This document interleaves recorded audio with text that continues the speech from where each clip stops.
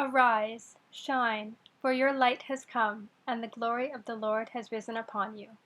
For darkness shall cover the earth, and thick darkness the peoples. But the Lord will arise upon you, and his glory will appear over you. Nations shall come to your light, and kings to the brightness of your dawn.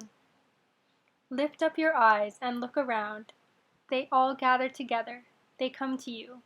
Your sons shall come from far away, and your daughters shall be carried on their nurses' arms. Then you shall see and be radiant.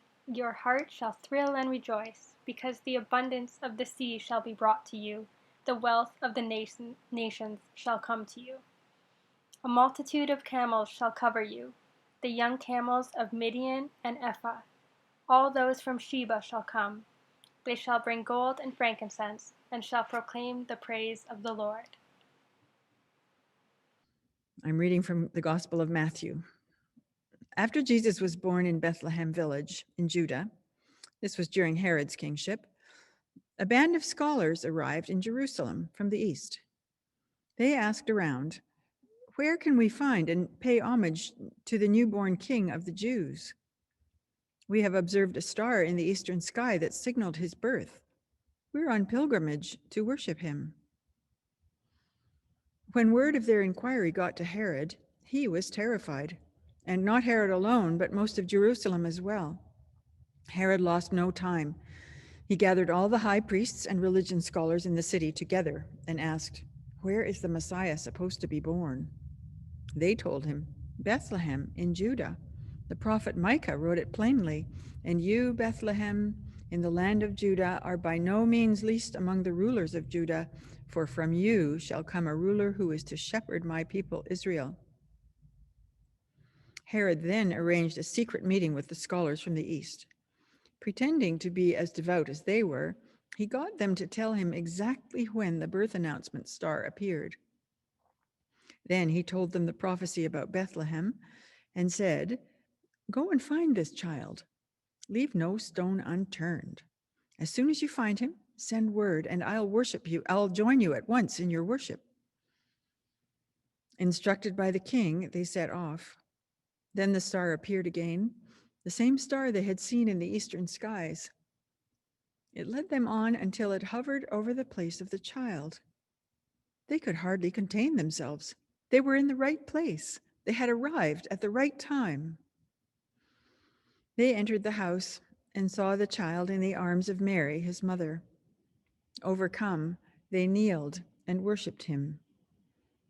Then they opened their luggage and presented gifts: gold, frankincense, and myrrh. In a dream, they were warned not to report back to Herod. So they worked out another route, left the territory without being seen, and returned to their own country. There are few stories in the Bible as romantic as the story of the Epiphany. The pristine desert setting, the deep quietness under a vast night sky, the exotic travelers, always on camels in our imagination, and sometimes accompanied by a drummer boy or a child with a crutch. The beautiful gifts, gifts for a king, so carefully chosen to represent splendor and holiness and healing, and then carted across hundreds of miles of wilderness to honor the child. It doesn't say so in the story that the Gospel of Matthew tells, but somehow we all know that they slept in the daylight and traveled through the mysterious darkness. For how else to follow a star? That such a caravan would unnerve Herod and his cronies seems obvious, because we know that this is not just a baby they're talking about, not even just a king, but the light of the world. The finale is a wondrous moment. It all takes place very far away, in a different reality from ours. But even so, the Magi do seem almost modern to us. Like scientists, they rely on their research and their observations.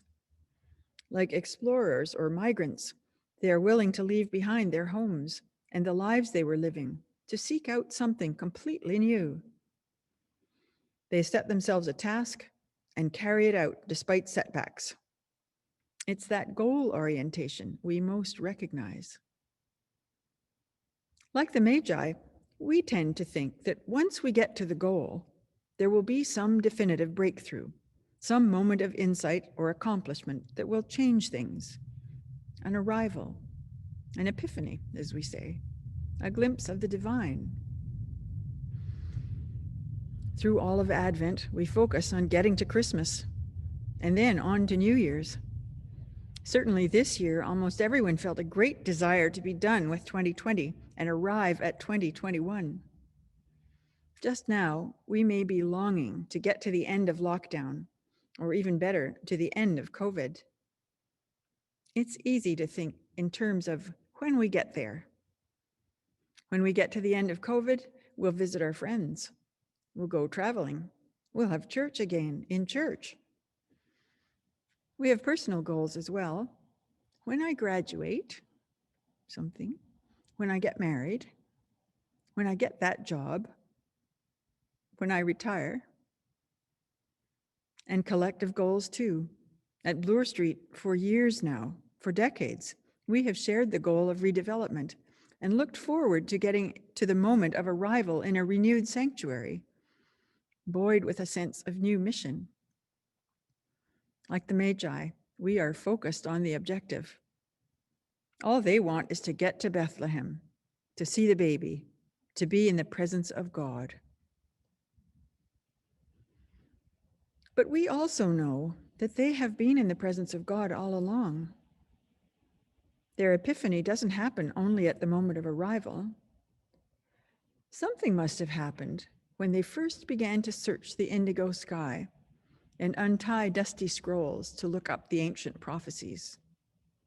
A voice, or a deep intuition, or what?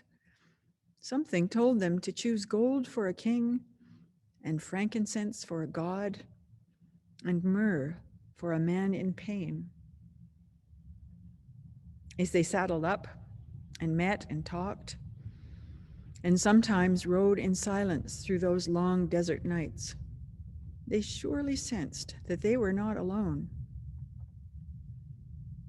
Even at Herod's palace, they are strangely protected from the king's duplicity, and later an angel guides them home in a different way. They have been single-minded in their studying and planning and traveling and seeking, possibly so single-minded that they have missed something essential. Of course, we don't know. Maybe it was the gospel writer Matthew who left out details, got it wrong.